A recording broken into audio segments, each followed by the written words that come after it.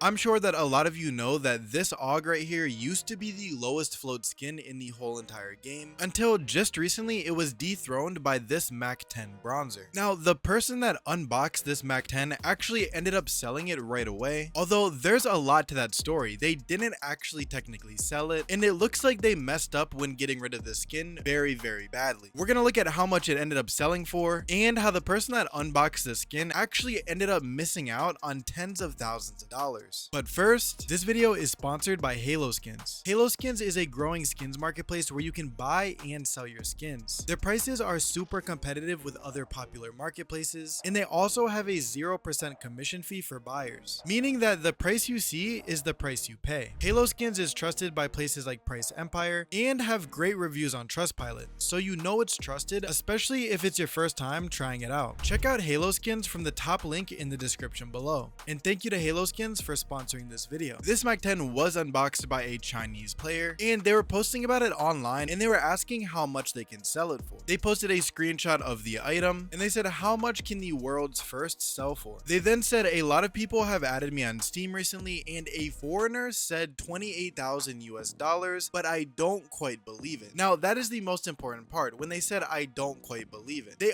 honestly should have just took the advice. I don't know why someone would lie to you about this, but they didn't think that it was true. Well, someone responded and said, don't disbelieve it. It can be sold for tens of thousands. Then the person that actually unboxed the Mac 10 said that someone offered them a Katowice capsule, but they don't know if they can sell it. So it looks like the person that unboxed the skin was like new to the game or something, because they didn't really understand the full extent of the item that they unboxed. Well, just a few hours after this interaction, they ended up trading the world's #1 lowest float skin for a Dragon Lore and a Karambit, which came out to around $13,000. Now, this skin was obviously worth a whole lot more, and it's just a shame that they ended up selling it for like less than half of what it could have sold for. And everyone originally saw this and they were just thinking like, oh, that's unfortunate, but I'm sure that the new person that has this skin is going to keep it and collect it. Well, what actually ended up happening with this skin is the person that got it in a trade for a Dragon Lore and Karambit, again for about $13,000, ended up selling it